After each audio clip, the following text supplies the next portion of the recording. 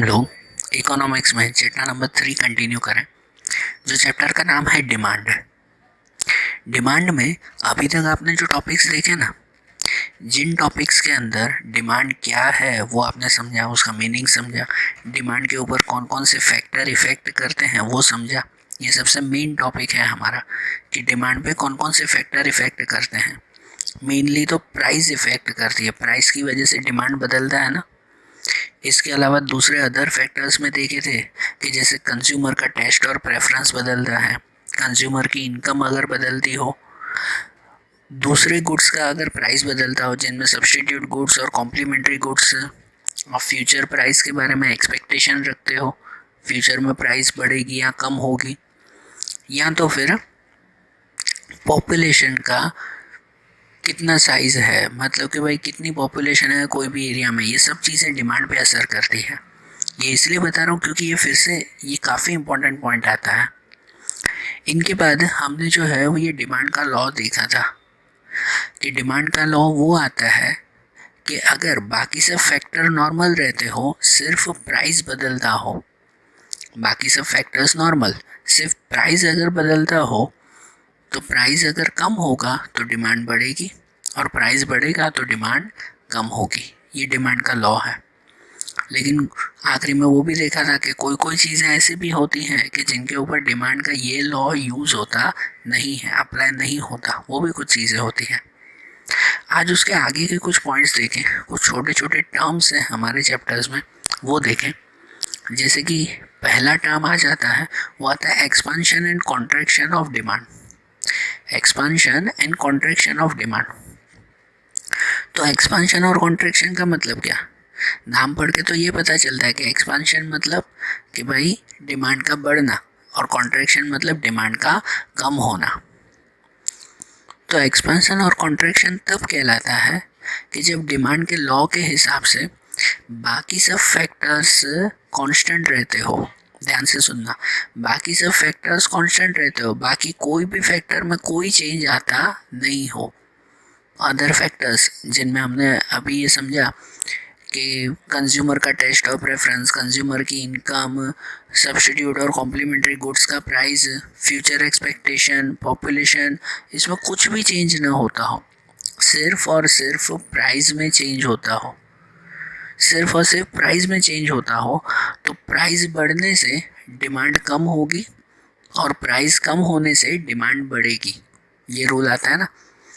तो उस रूल को हम लोग इस वर्ड में यूज़ करेंगे कि अगर प्राइस कम हुई तो डिमांड बढ़ेगी, जिसे कहते हैं एक्सपांशन ऑफ डिमांड, जिसे एक्सपांशन ऑफ डिमांड कहेंगे। और प्राइस बढ़ने से डिमांड कम होगी, जिसे कहते हैं कॉन्ट्रैक्शन ऑफ डिमांड। ठीक है, ये वर्ड सिर्फ याद रखना। ये वर्ड किस पे डिपेंड होते हैं? प्राइस के ऊपर। कि जब प्राइस कम हो तो डिमांड बढ़ती है, जिसे एक्सपांशन ऑफ डिमांड कहते हैं, और प्राइस अगर कम हो, बढ़ती हो तो डिमांड कम होती है, जिसे कॉन्ट्रैक्शन ऑफ डिमांड कहते हैं। ये नॉर्मली ऐसे ये ग्राफ वाइज और टेबल वाइज समझाया हुआ है। ग्राफ और टेबल से ये समझाया हुआ है कि जैसे कोई चीज़ की प्राइस अगर पहले 5 रुपीज़ है तो उसकी डिमांड 1 यूनिट की थी, कि एक ही यूनिट, एक चीज़ खाली खरीदी जाती थी। अगर उसकी प्राइस 4 रुपये हो गई तो फिर अब वो 2 यूनिट खरीदे जाते हैं। अगर उसकी प्राइस 3 रुपये हो गई, कम हो गई, तो डिमांड बढ़ेगी ना, कि अब वो 3 यूनिट खरीदे जाते हैं। कि अगर वो जो है वो 2 रुपये हो गई और प्राइस कम हो गई तो और ज़्यादा खरीदे जाएंगे, अब 4 खरीदे जाएंगे। तो इस तरह से जैसे जैसे प्राइस कम होती जाएगी वैसे वैसे डिमांड बढ़ती जाएगी। या उल्टा देखो तो प्राइस अगर बढ़ती जाए 1 2 3 4 5, तो डिमांड कम होती जाएगी 5 4 3 2 1। इसको हम लोग एक्सपेंशन और कॉन्ट्रैक्शन कहेंगे। जिसमें अगर उसे ग्राफ वाइज समझे ना, तो इसका ग्राफ ऐसे आता है स्लोप में, कि जिसमें नीचे की तरफ जाना, ग्राफ का नीचे की तरफ जाना, उसे एक्सपेंशन ऑफ डिमांड कहते हैं।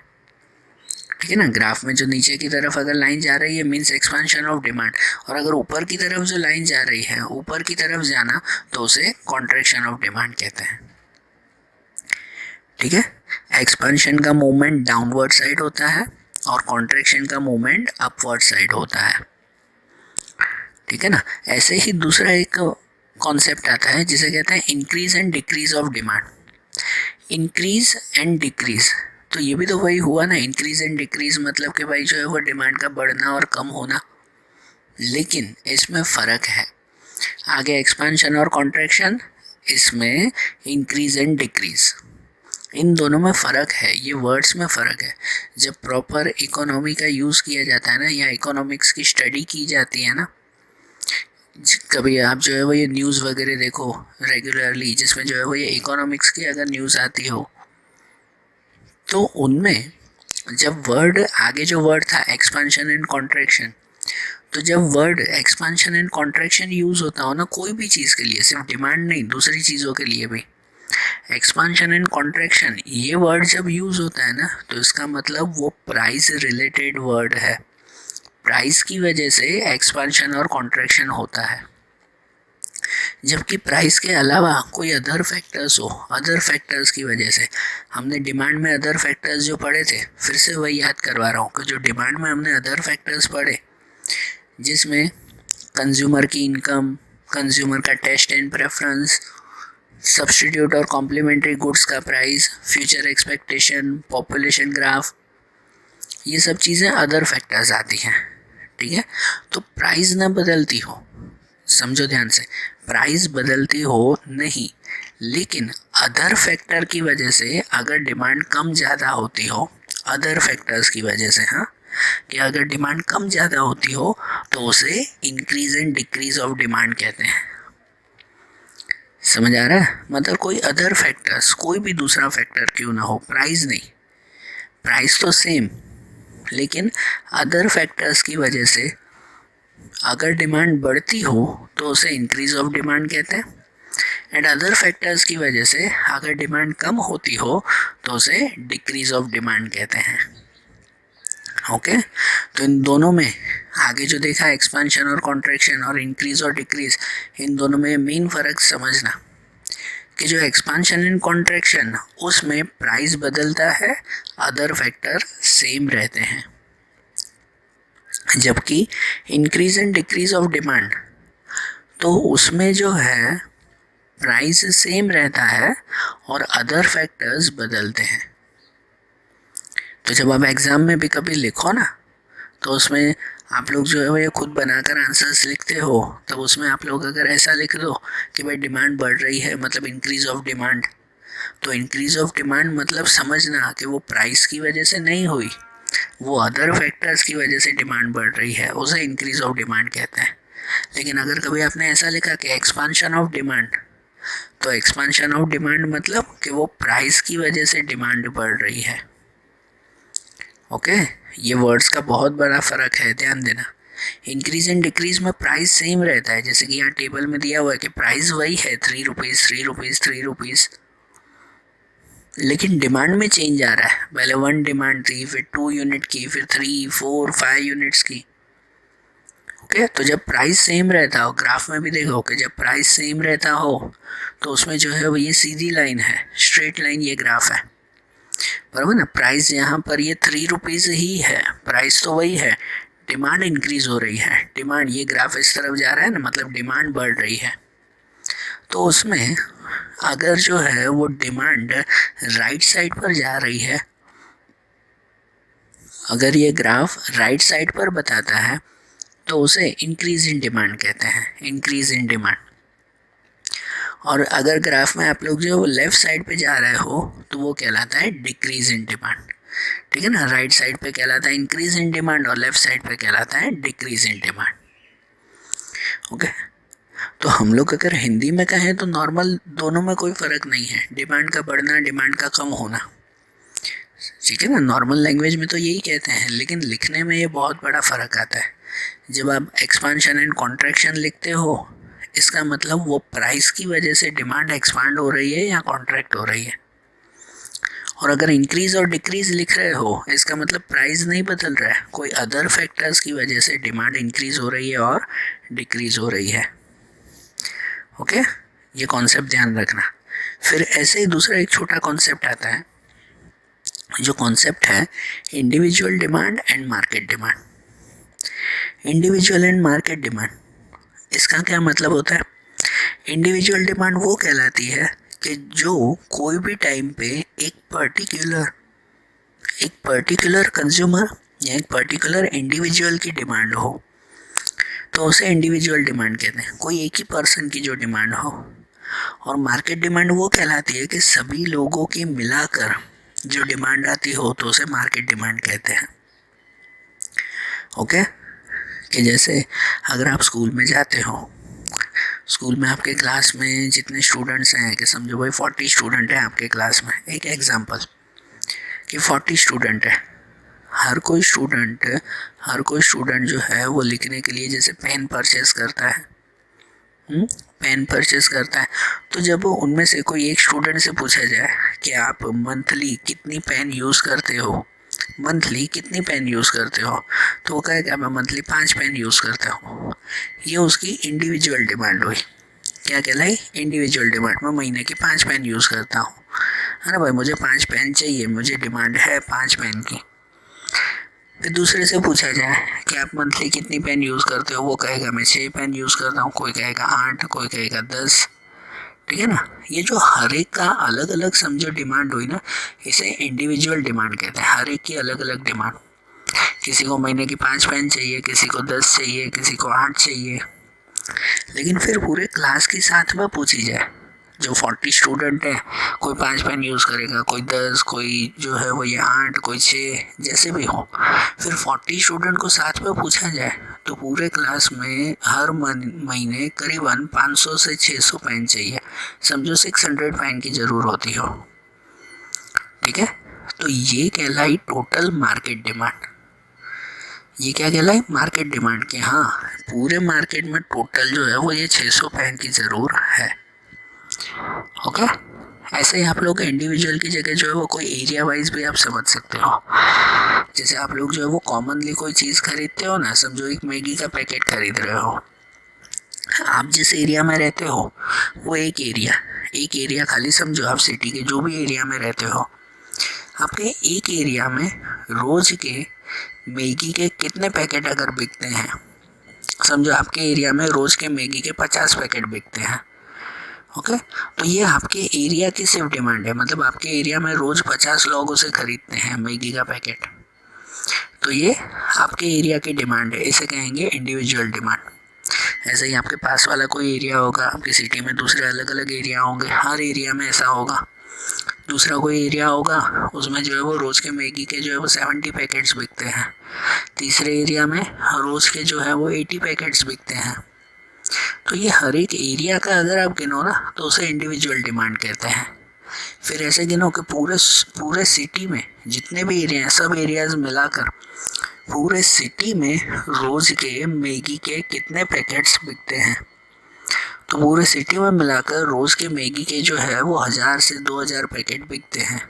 तो ये पूरी मार्केट डिमांड कहलाए। फिर वो मार्केट डिमांड आप भले डे वाइज गिनो, रोज़ के, कि महीने के, कि साल के, इसे हम लोग क्या कहेंगे? मार्केट डिमांड, कि जिसमें पूरा मार्केट जो है वो आ जाता हो। मतलब हर एक इंडिविजुअल का अगर टोटल करो ना तो वो टोटल आपको मिलता है आपकी मार्केट डिमांड, बरोबर ना? सभी इंडिविजुअल का टोटल कर दो तो वो मार्केट डिमांड कहलाए। जैसे कि देखो यहाँ पर टेबल वाइज भी आपको एग्जांपल दिया हुआ है कि समझो कोई चीज़ की प्राइस 10 रुपीज़ है, तो 10 रुपीज़ के हिसाब से कोई एक पर्सन है इंडिविजुअल ए, वो जो है वो 1 यूनिट चीज़ खरीदता है, मतलब एक ही खरीदता है वो। कोई बी है तो वो 2 खरीदता है, कोई सी पर्सन है वो 3 खरीदता है। तो ये हर एक का एक एक जो है वो इंडिविजुअल डिमांड कहलाए। ये ए की डिमांड है, उसे एक ही चीज़ चाहिए, ये बी की डिमांड है, उसे 2 चाहिए, ये सी की डिमांड है, उसे 3 चाहिए। और तीनों को मिलाकर टोटल कितनी बिकेगी? तो टोटल 6, 1, 2 और 3 का टोटल, तो टोटल 6 जो है वो सेल होगी। मतलब ये मार्केट डिमांड कहलाए कि मार्केट में टोटल 6 यूनिट बिकते हैं। 10 रुपए का प्राइस होगा ना, तो मार्केट में टोटल 6 यूनिट बिकेंगे। समझ रहे हो? वैसे ही अगर प्राइस 8 रुपए हो गया तो जो ए पर्सन है वो अब 2 खरीदेगा, जो बी पर्सन है वो अब 3 खरीदेगा, जो सी पर्सन है वो अब 4 खरीदेगा। और तीनों का टोटल, वो टोटल होगा 9। मतलब अगर 8 रुपये प्राइस होगा तो टोटल मार्केट में 9 चीज़ें बिकेगी। ओके, तो ये इंडिविजुअल डिमांड कहलाई ना, हर एक की अलग अलग डिमांड, और सबको अगर प्लस कर दो तो वो टोटल मिल जाती है हमें मार्केट डिमांड। आ रहा है ध्यान, बराबर ना। तो इंडिविजुअल और मार्केट डिमांड हमने समझी ना। अब दूसरा चैप्टर का मेन एक कॉन्सेप्ट समझे, वो आती है elasticity of demand. Elasticity of demand, इसका मतलब क्या? तो elasticity of demand is the extent to which demand respond to change in any its determinants like price, income, taste, preference, etc. तो कहते हैं कि इलास्टिसिटी ऑफ डिमांड मतलब कि किस एक्सटेंट तक, किस हद तक डिमांड चेंज होगी कि अगर उसके दूसरे डिटर्मिनेंट्स मतलब दूसरे फैक्टर्स जैसे कि प्राइस, इनकम, टेस्ट, प्रेफरेंस, कोई भी फैक्टर में बदलने से डिमांड कितने हद तक बदलेगी उसको मेज़र करना, उसे इलास्टिसिटी ऑफ डिमांड कहते हैं। मतलब एक एग्जांपल लो, समझो प्राइस का एग्जांपल लेते हैं, इनकम टेस्ट सब बाद में, पहले एक एग्जांपल लेते हैं प्राइस का। कि समझो कोई चीज़ की प्राइस बदल रही है, पहले कोई चीज़ की प्राइस जो है वो 10 रुपये थी, अब उसकी प्राइस जो है वो 11 रुपये हो गई। मतलब क्या हुआ पता है कि 10% प्राइस बढ़ी। परसेंटेज वाइज से अगर गिने तो 10% प्राइस बढ़ी। अब डिमांड का लॉ आता है कि अगर प्राइस बढ़ेगी तो डिमांड क्या होगा, बढ़ेगी कम होगी, प्राइस बढ़ेगी तो डिमांड कम होगी। तो प्राइस अगर 10% बढ़ी तो डिमांड कितनी कम होगी, 10% ही कम होगी। एग्जैक्ट ऐसा ही ऐसा ही होगा हमेशा? नहीं ना, हमेशा 10% ही कम हो ऐसा ज़रूरी थोड़ी है। हो भी सकता है लेकिन ऐसा ज़रूरी थोड़ी है। हो सकता है उससे ज़्यादा कम हो जाए, हो सकता है उससे कम हो। कि प्राइस अगर 10% बढ़ रही है तो डिमांड जो है वो खाली 5% कम हो, ऐसा भी तो हो सकता है ना। तो इलास्टिसिटी ऑफ डिमांड यही बताता है कि ऐसी मेजरमेंट करना कि जिससे पता चले कि प्राइस में चेंज होने से या इनकम में या टेस्ट में या प्रेफरेंस में किसी में भी, कि अगर प्राइस में या इनकम टेस्ट में चेंज होने से डिमांड किस एक्सटेंट तक मतलब किस हद तक चेंज होती है, इसे काउंट करना उसे इलास्टिसिटी ऑफ डिमांड कहते हैं। बराबर ना। इसे जो है वो समझो एक तरह से हमें अभी काउंट करना सीखना है और उसके अलग अलग हमें टर्म्स भी देखें। इसको अगर हम लोग जो है वो पहले प्राइस के थ्रू सिर्फ समझे, मैंने बताया प्राइस, इनकम, टेस्ट ये सब अलग अलग है, पहले सिर्फ प्राइस के थ्रू समझे कि प्राइस इलास्टिसिटी ऑफ डिमांड। तो प्राइस इलास्टिसिटी ऑफ डिमांड वही कहलाता है कि it shows the proportion to which demand change with change in price. कि प्राइस में चेंज होने से किस प्रोपोर्शन तक, किस प्रोपोर्शन मतलब किस हद तक कितना डिमांड में चेंज होगा, उसे प्राइस इलास्टिसिटी ऑफ डिमांड कहते हैं। कि अगर प्राइस में, जैसे पहले भी बताया कि प्राइस में अगर 10% का चेंज हो रहा है तो डिमांड में कितने परसेंटेज चेंज होगा उससे काउंट करना, वो प्राइस इलास्टिसिटी ऑफ डिमांड कहते हैं। प्राइस इलास्टिसिटी ऑफ डिमांड जिसे इस फॉर्मूला के थ्रू लिख सकते हैं कि proportional change in demand upon proportional change in price. Proportional change in demand divide by proportional change in price, इसे प्राइस इलास्टिसिटी ऑफ डिमांड कहेंगे। और प्राइस इलास्टिसिटी ऑफ डिमांड के ये 5 डिग्रीज आती हैं, degrees of price elasticity of demand. Degrees नहीं तो आप लोग समझो तो टाइप्स आते हैं ना, जैसे कि types of price elasticity of demand. तो प्राइस इलास्टिसिटी ऑफ डिमांड के ये 5 टाइप्स आते हैं, जिसे कहते हैं perfectly elastic demand, perfectly inelastic demand, unitary elastic demand, relatively elastic demand and relatively in elastic demand. Okay, तो ये जो 5 टाइप्स हैं, ये पांचों टाइप के मीनिंग और इनके छोटे ग्राफ वो ध्यान से समझना, इम्पोर्टेंट पॉइंट्स में से ये भी आते हैं। तो सबसे पहले इसका टाइप समझें, वो कहते हैं परफेक्टली इलास्टिक डिमांड। ये समझो आप लोग है ना, प्राइस इलास्टिसिटी आप समझ रहे हो, इसका मतलब प्राइस रिलेटेड चेंज, कि प्राइस में चेंज होने से डिमांड में क्या चेंज होता है वो आप लोग समझ रहे हो। जिसमें सबसे पहला टाइप आता है परफेक्टली इलास्टिक डिमांड।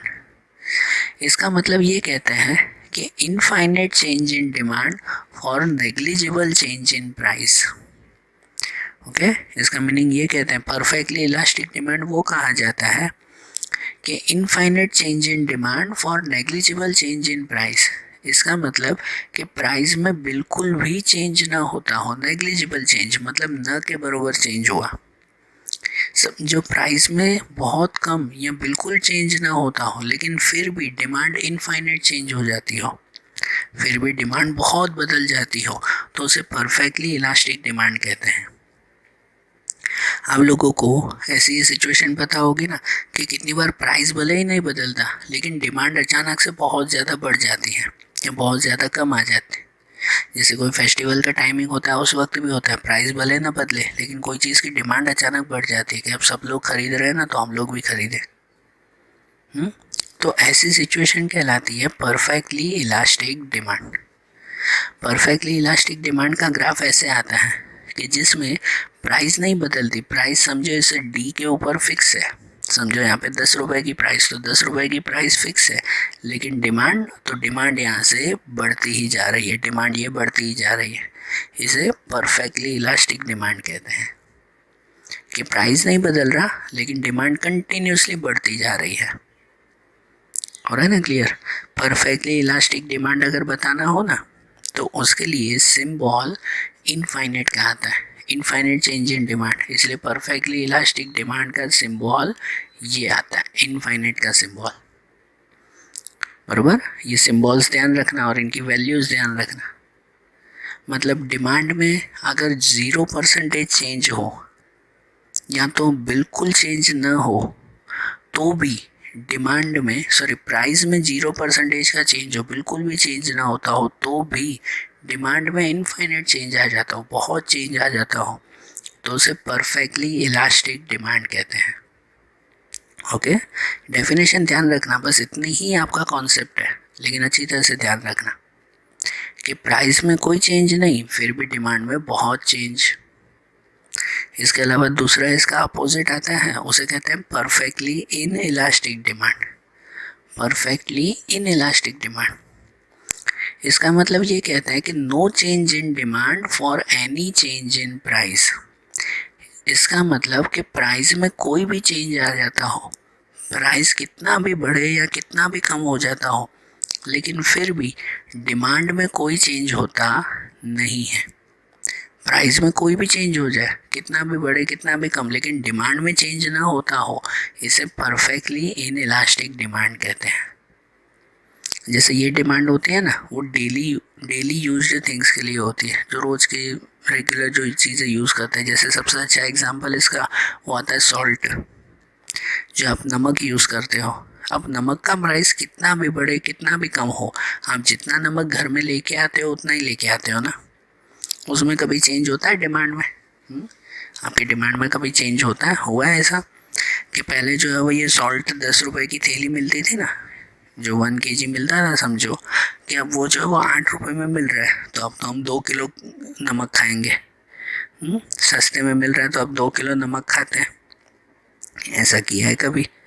या अगर उसका प्राइस बढ़ जाता हो तो नहीं भाई अब तो नमक डालना बंद कर दो, अब तो महंगा हो गया नमक, ऐसा भी किया है कभी? नहीं किया है ना। तो ये सिचुएशन आती है कि जब प्राइस में कोई भी तरह का चेंज हो जाए लेकिन फिर भी डिमांड में कोई भी चेंजेस ना होता हो, तो इस सिचुएशन को हम लोग कहते हैं परफेक्टली इन इलास्टिक डिमांड। इसका ग्राफ देखो तो इसके ग्राफ में ना डिमांड चेंज नहीं होती, डिमांड यहाँ पे फिक्स है। यहाँ पे डिमांड समझो, डिमांड जो है वो 3 यूनिट की है तो वो फिक्स है। प्राइस भले ही कितना भी ऊपर चला जाता हो, प्राइस भले ही कितना भी बढ़ता हो या कितना भी कम होता हो, डिमांड तो वहीं की वहीं रहेगी। तो ये परफेक्टली इन इलास्टिक डिमांड कहते हैं। ये ग्राफ ध्यान देना, आगे जैसे ग्राफ था ना उसमें प्राइस नहीं बदल रही थी तो वो ग्राफ ऐसा था, हॉरिजॉन्टल ग्राफ। इसमें प्राइस बदल रही है लेकिन डिमांड नहीं बदल रही है, ये वर्टिकल ग्राफ हुआ एकदम सीधा। ये सब आपको 2 मार्क के क्वेश्चंस में पूछते हैं, इसलिए ये ग्राफ ध्यान रखना।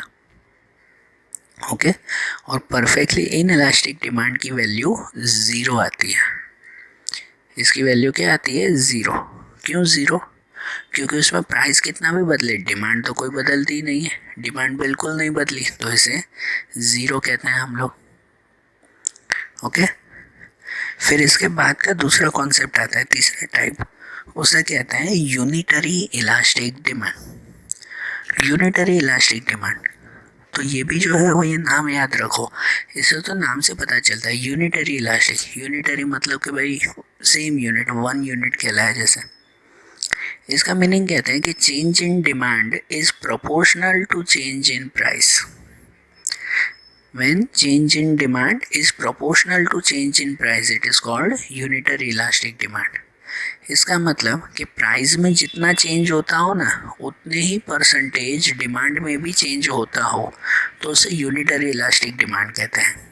ऐसा लकीली होता है, हमेशा नहीं, लकीली होता है, लेकिन अगर ऐसी सिचुएशन हो कि अगर प्राइस में 10% चेंज हुआ तो डिमांड में भी 10% चेंज हुआ, तो उसे यूनिटरी इलास्टिक डिमांड कहते हैं। समझो प्राइस कम हुई तो डिमांड बढ़ती है ना, तो समझो प्राइस 10% कम हुई, प्राइस 10% अगर कम हुई तो डिमांड भी 10% बढ़ी,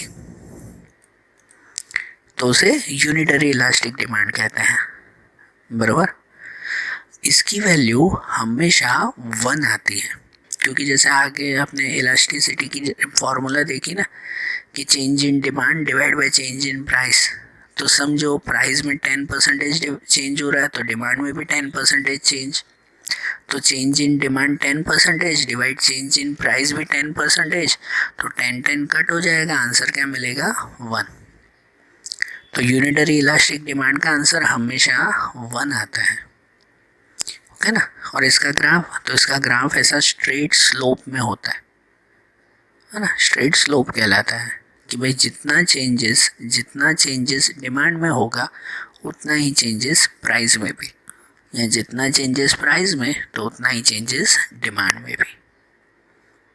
क्लियर ना, ऐसे यूनिटरी इलास्टिक डिमांड कहेंगे।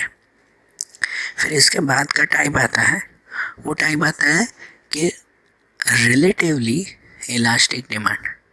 रिलेटिवली, सॉरी है यहाँ स्पेलिंग में मिस्टेक है, रिलेटिवली कहते हैं, रिलेटिवली इलास्टिक डिमांड। इसका मतलब ये कहते हैं कि change in demand is proportionally more than change in price. वो सिचुएशन कि जब डिमांड का चेंज वो प्राइस के चेंज से ज़्यादा हो, डिमांड का चेंज वो प्राइस के चेंज से ज़्यादा हो, तो उसे रिलेटिवली इलास्टिक डिमांड कहते हैं।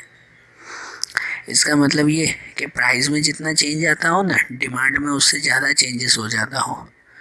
जैसे फार्मूला वही थी ना कि change in demand upon change in price, उस फार्मूला के हिसाब से समझो प्राइस में 10% चेंज आता हो, समझो प्राइस 10% कम हुई, तो अगर प्राइस कम हुई तो डिमांड क्या होनी चाहिए? बढ़नी चाहिए, सही बात ना। तो अगर प्राइस 10% कम हुई तो डिमांड 10 नहीं, अगर एग्जैक्ट 10 ही होती ना तो उसे तो यूनिटरी कहते हैं, जो पहले का टाइप देखा। लेकिन अगर प्राइस में 10% कम हुई तो डिमांड जो है वो समझो 30% बढ़ गई। कितना बढ़ गई? 30% बढ़ गई, उससे ज़्यादा, तो इसे कहते हैं relatively elastic demand. Relatively elastic, elastic में हमेशा डिमांड ज़्यादा होती है। बराबर, इसका ग्राफ जो है वो स्लोप में आएगा, लेकिन थोड़ा अपवर्ड स्लोप होगा, ऊपर की तरफ स्लोप होगा, क्योंकि इसमें प्राइस कम बढ़ेगा। प्राइस का गैप देखो, इसमें प्राइस का गैप कम है कि प्राइस कम बढ़ेगा लेकिन डिमांड बहुत ज़्यादा बढ़ जाएगी, ठीक है ना, इसलिए इसका ग्राफ स्लोप लेकिन थोड़ा अपवर्ड स्लोप आएगा। ओके, और इसकी वैल्यू हमेशा ग्रेटर देन 1 मिलेगी। हमेशा इसकी वैल्यू क्या मिलेगी? ग्रेटर देन 1 से ज़्यादा ही मिलेगी रिलेटिवली इलास्टिक डिमांड की वैल्यू। जैसे 30/10 है तो 30/10 करो तो आंसर 3 मिलेगा ना, 1 से ज़्यादा ही ना। ओके, और दूसरा आखिरी टाइप आता है, उसे कहते हैं रिलेटिवली इनइलास्टिक डिमांड। क्या कहते हैं? रिलेटिवली इनइलास्टिक, उसका उल्टा, ठीक है ना, ये स्पेलिंग ध्यान देना सिर्फ, लेकिन रिलेटिवली इनइलास्टिक डिमांड। तो वो कहते हैं कि change in demand is proportionally less than change in price. इसका मतलब कि प्राइस में जो चेंज होता है ना, उसके कंपैरिजन में डिमांड में कम चेंज होता हो तो उसे रिलेटिवली इनइलास्टिक डिमांड कहते हैं। ठीक है, जैसे कि अगर समझो कि प्राइस और डिमांड के बारे में कहा जाए, फॉर्मूला आती है ना, demand upon price, change in demand upon change in price. समझो प्राइस में जो है वो 10% चेंज आता हो, समझो प्राइस 10% कम हो जाता हो, बराबर, और प्राइस कम होगा तो डिमांड बढ़ेगी ना।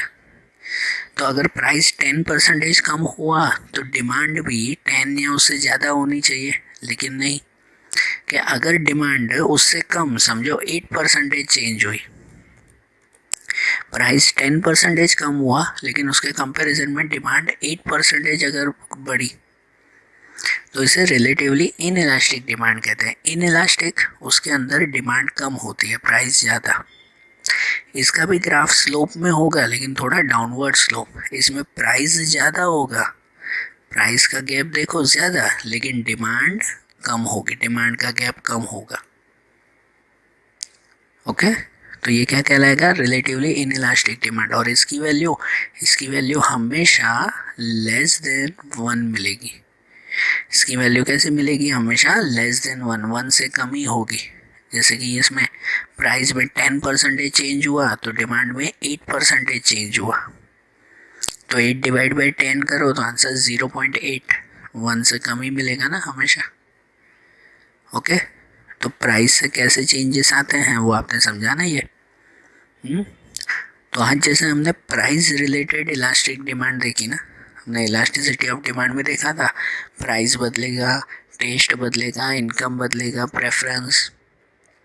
तो इनमें आज हमने price related elasticity of demand समझी। अब ऐसे ही इनकम रिलेटेड इलास्टिसिटी डिमांड और taste and preference related elasticity demand, वो अब हम लोग अगले वीडियोस में समझेंगे। Okay, thank you.